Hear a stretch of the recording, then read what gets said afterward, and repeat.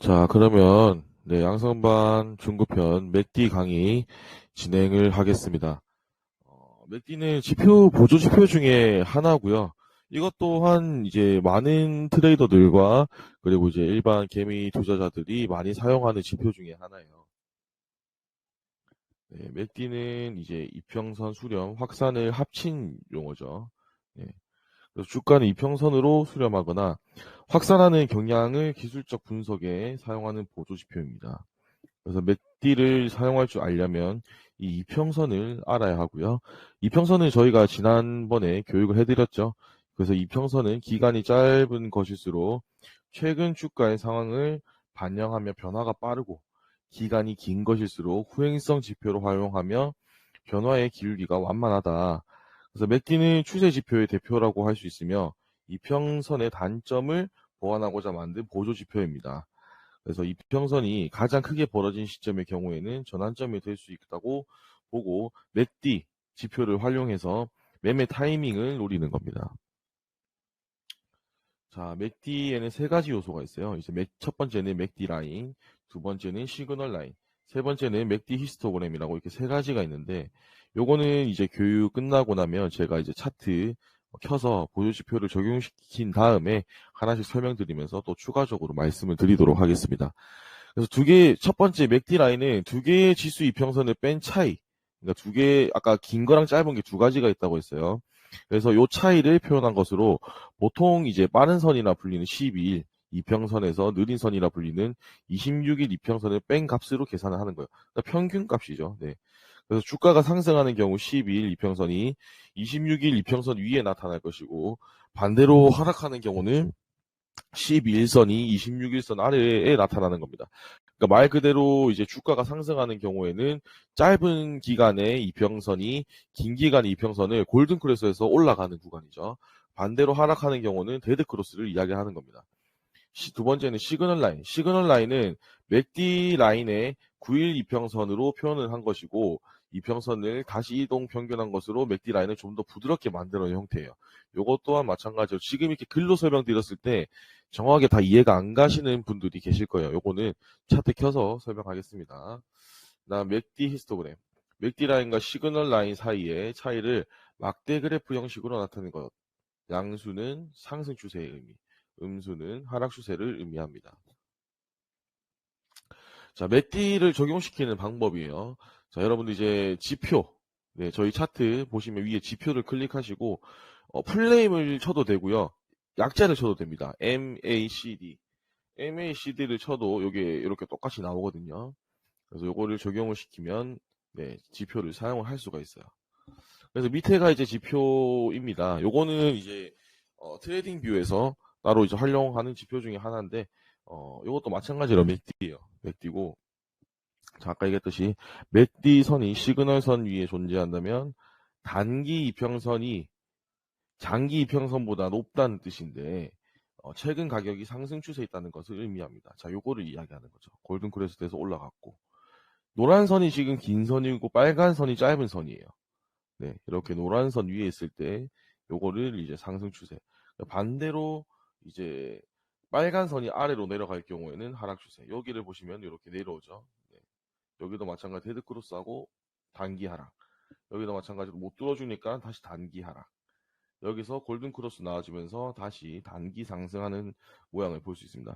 그럼 이거를 봤을 때, 좀 눈치가 빠르신 분들은 아시겠지만, 네, 맥디 지표는 스토캐스틱이랑 또 많이 활용을 하는데, 단타를 칠 때도 또 많이 활용을 해요. 예, 단타 치는 분들이 많이 활용하는 지표 중에 또 하나입니다.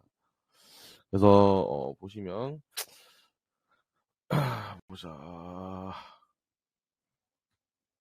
일단 다음으로 넘어갈게요. 자, 일반적인 맥디 사용법은 맥디 선이 시그널선 위로 돌파할 때, 롱, 매수, 포지션, 그리고 아래로 돌파할 때, 쇼 포지션을 잡는 거예요.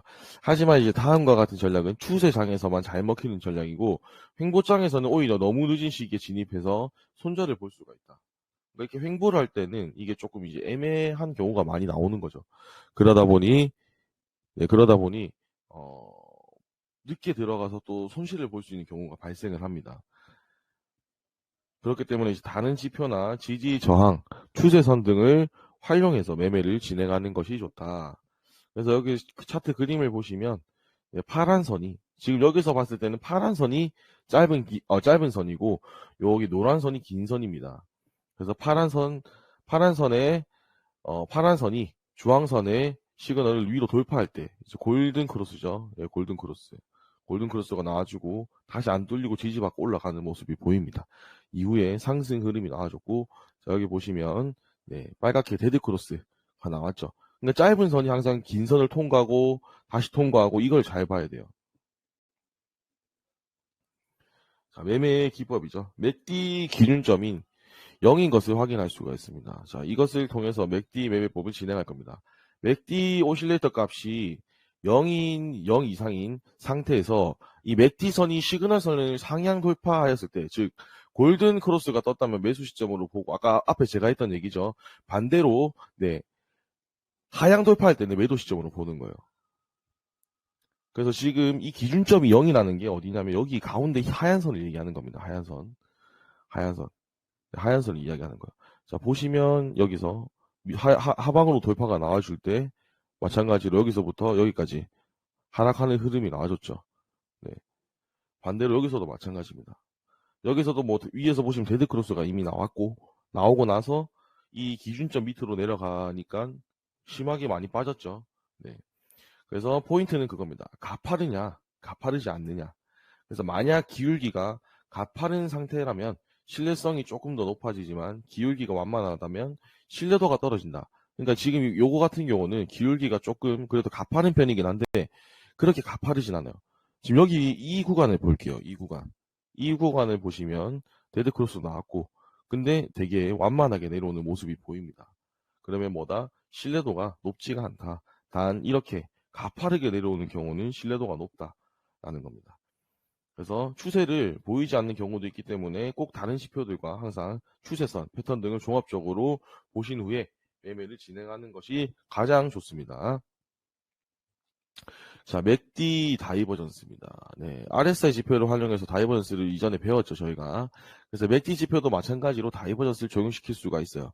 그래서 중요한 것은 여러 지표에서 다이버전스가 발생을 해야 확률이 높아요.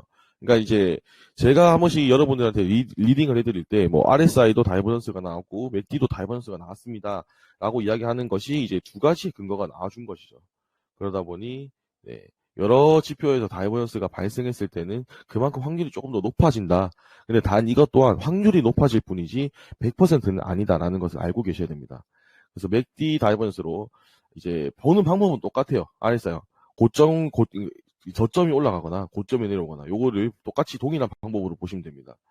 자, 여기서 문제점은 이제 코인이나 주식을 하시는 분들은 한 가지 이제 보조지표를 보는 게 아니고 차트 속에 속해 있는 여러 가지를 보면서 방향을 예측하죠. 그게 이제 뭐 차트 패턴도 있을 것이고 그 다음에 지지 저항 그리고 추세선 그리고 다양한 보조지표를 활용해서 하는 거예요.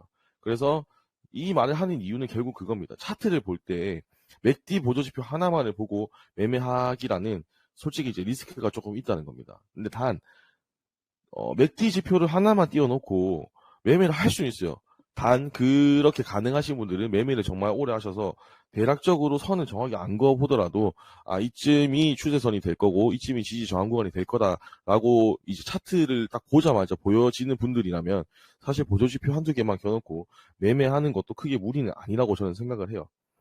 그래서 분명 맥디는 이제 다른 기술적 지표들과는 다르게 성공률이 높은 추세 지표이기는 해요. 그래서 인기가 많지만 아까도 얘기했지만 횡보 구간에서는 신뢰성이 좀 떨어집니다.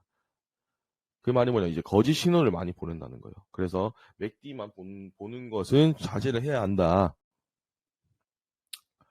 그래서 지표를 이제 하나하나 배워가다 보면서 과부하가 오는 시기가 있어요. 그게 뭐냐면 이제 지표를 뭐 2개, 3개, 4개 이상씩 쓰기 시작을 하면은 내가 진입을 할 수 있는 근거를 찾는 것도 어려워지고요. 종료를 해야 되는 그 근거를 찾는 것 또한 마찬가지로 어려워집니다. 왜냐하면 봐야 할 게 많기 때문이죠. 근데 단 이것은 이제 최소 제가 볼 때는 선물 매매 경력이 뭐 한 3년, 4년 이상 넘어가기 시작하면은 사실 뭐 다 켜놓고 봐도 저는 무방하다고 생각을 합니다. 왜냐면 이게 딱 보면은 이제 눈에 보이거든요. 그런 것들이. 그래서 처음에는 지금 이때까지 알려드린 지표 중에서 마음에 드는 지표를 써보세요. 일단 나한테 맞는 지표를 찾는 게 가장 중요합니다. 그래서 자신의 색깔에 맞는 지표를 골라서 사용을 하셔야 하고, 이 실제 차트를 보면 이제 맥D 지표가 나타내는 시그널 발생일과 가격 상승 혹은 하락일이 100% 매칭이 안 돼요. 그러니까 결국 이것 또한 마찬가지로 어느 정도 후행성이라고 생각을 하는 거예요. 그래서 맥디는 처음에 말씀드렸지만 이평선의 문제점을 보완하고자 만들어진 것이기 때문에 롱미dim에 나와주거나 아니면 쇼핑, 그러니까 큰 상승, 큰 하락을 따라가는 데 사실 한계가 있습니다. 그래서 제가 이 맥디라는 지표는 단타를 치기에는 좋은 지표다라고 말씀을 드리는 이유고요. 급등으로 가는 코인과 주식이 멈췄음에도 하락으로 전환되지 않고 상승을 이어갈 수가 있습니다.